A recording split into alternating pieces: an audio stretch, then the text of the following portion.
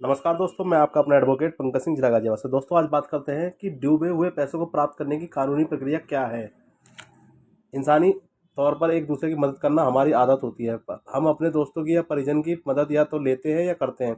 कई बार यह मदद पैसों की होती है, यानी आप अपने किसी परिजन को पैसे उधार देते हैं, मगर हर बार आपके उधार दिए हुए पैसे वापस मिले या जरूरी नहीं होता।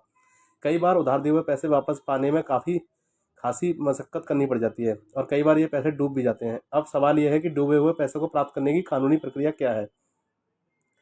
आज अब इस आज हम ये समझने की कोशिश करेंगे कि डूबे हुए पैसों की रिकवरी करने की प्रक्रिया क्या है और डूबे हुए पैसों को कैसे प्राप्त किया जा सकता है।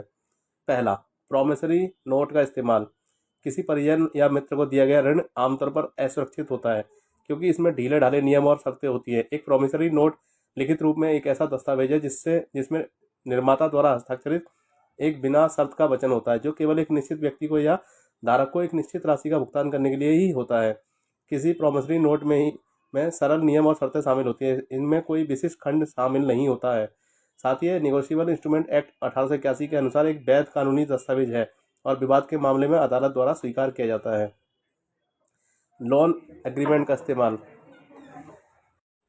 लोन एग्रीमेंट का इस्तेमाल लोन एग्रीमेंट में कई नियम और शर्तें शामिल होती हैं, जैसे कि ऋण का उद्देश्य, ऋण राशि, ऋण की ब्याज दर, ऋण की अवधि, ऋण सुरक्षा और किसी भी प्रकार का विशेष नियम और शर्तों का उल्लेख है, जो कि एक पार्टी द्वारा एक समझौते में किया जाता है।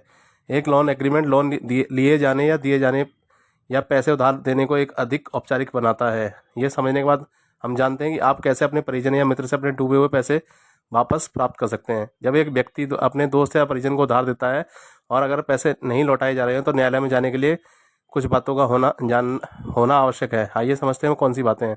जो राशि वसूल की जानी है वो पूर्ण रूप से एक ऋण हो, दिया गया ऋण, प्रॉमिसरी नोट, लोन एग्रीमेंट या अन्य किसी विधि मान्य रूप से दिया गया हो।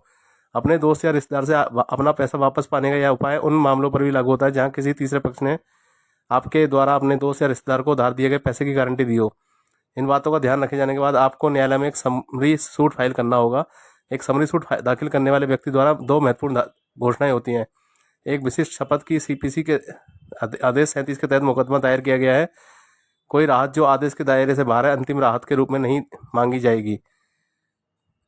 समरी सूट फाइल करने के बाद अगर अगला कदम डिफॉल्टर को सम्मन करना होता है। सम्मन प्राप्त करने के बाद व्यक्तिगत रूप से या किसी अधिवक्ता के माध्यम से सम्मन जारी करने के 10 दिनों के भीतर डिफॉल्टर की अदालत में उपस्थिति आवश्यक होती है।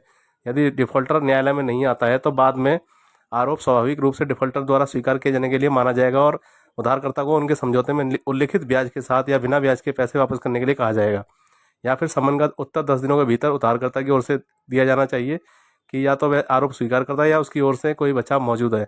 इसके बाद सुनवाई के साथ ही न्यायालय अपना फैसला सुनाती है, तो सिद्ध होने पर आपको आपके डूबे हुए पैसे वापस करने के लिए न्यायालय द्वारा आदेश जारी किया जाता है।